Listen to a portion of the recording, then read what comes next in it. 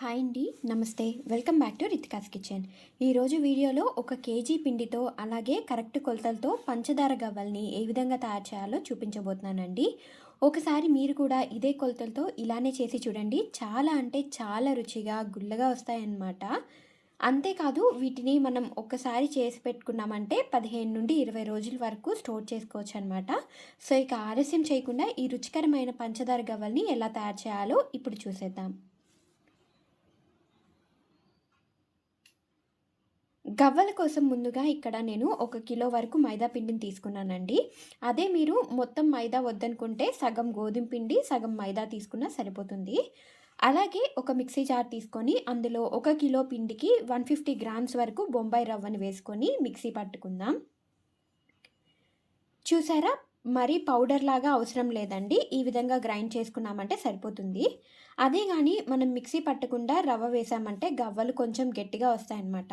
అందుకని ఇలా మిక్సీ పట్టిన రవ్వని మైదా పిండిలో వేసుకుందాం. నెక్స్ట్ ఇందులోనే బేకింగ్ సోడా అంటే నార్మల్‌గా వాడే వంట సోడాని ఒక పావు టీ స్పూన్ వరకు వేసుకోవాలి. ఇంకా ఇందులోనే బటర్ వేసుకోవాలి. ఇది మీ దగ్గర అవైలబుల్‌గా లేకపోతే నార్మల్‌గా మన ఇంట్లో ఉండే వెన్నపూస అయినా వేసుకోవచ్చు. ఇందులో కరెక్ట్‌గా 1 కిలో పిండికి 150 గ్రాముల బటర్ అయితే కరెక్ట్‌గా సరిపోతుందనమాట. ఈ బటర్ వేశాక ఇదంతా పిండిలో బాగా కలిసేలాగా కలుపుకోవాలి. అసలు మీ దగ్గర బటర్ గానీ, లేదా వెన్నపూస గానీ ఏమీ లేకపోతే 150 గ్రామ్స్ నూనెని బాగా వేడి చేసి అయినా వేసుకోవచ్చు. ఇలా మొత్తం అంతా కలుపుకున్న తర్వాత పిండిని చేతిలోకి తీసుకొని గట్టిగా నొక్కితే ఇలా ముద్దలాగా వస్తే మనం వేసిన వెన్న కరెక్ట్‌గా సరిపోయిందని అర్థం. ఒకవేళ మీకు ముద్దలాగా రాకపోతే ఇంకొంచెం వెన్న వేసుకొని కలుపుకుంటే సరిపోతుంది.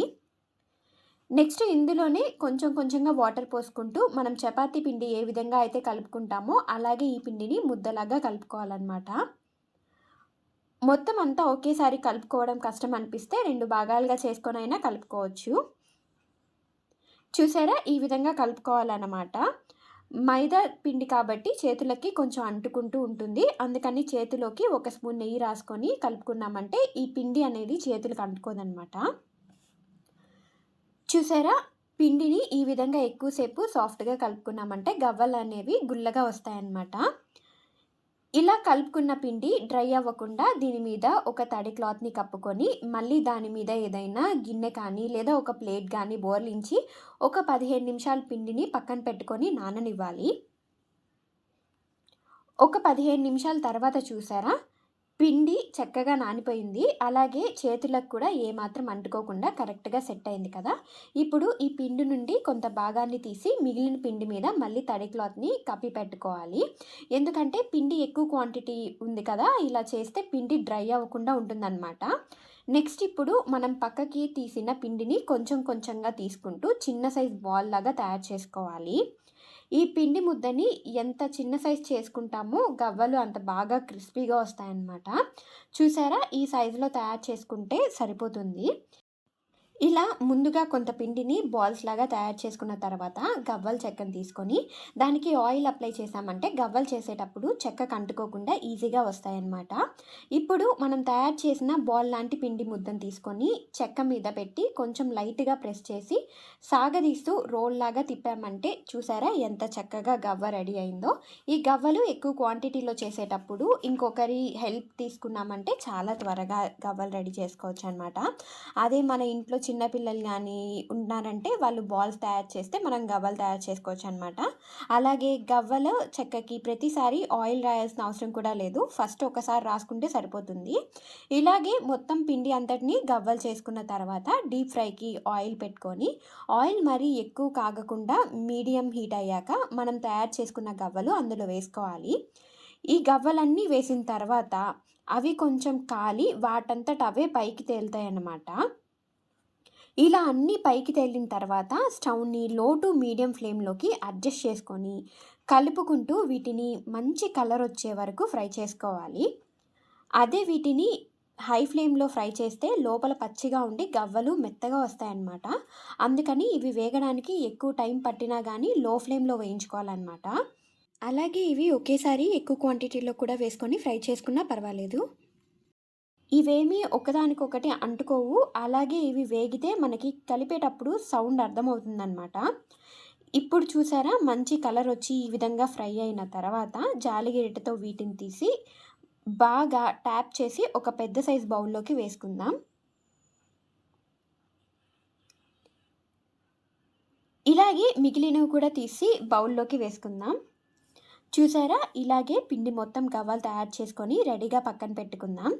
నెక్స్ట్ షుగర్ సిరప్ కోసం ఒక గిన్నెలో అర కేజీ వరకు చక్కెరని వేసుకోవాలి. అంటే కేజీ పిండికి అర కేజీ చక్కెర అనమాట. అదే కప్పు కొలతతో అయితే ఒక కప్పు పిండికి అర కప్పు చక్కెర తీసుకోవాలి. అలాగే మనం 150 గ్రాముల దాకా రవ్వను తీసుకున్నాం కదా! అందుకని ఇంకొక 75 గ్రాముల వరకు చక్కెరని తీసుకోవాలి.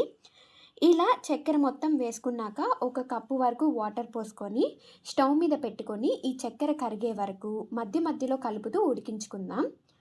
అదే మనం కలపకుండా వదిలేస్తే చక్కెర అడుగంటుతుంది. అందుకని చక్కెర కరిగే వరకు కలుపుకుంటూనే ఉండాలనమాట.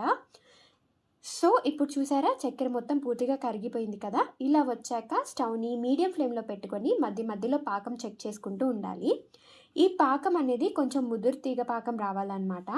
నాకైతే ఇక్కడ తీగ సాగకుండా కట్ అవుతుంది కదా! అంటే లేత తీగ పాకం అనమాట.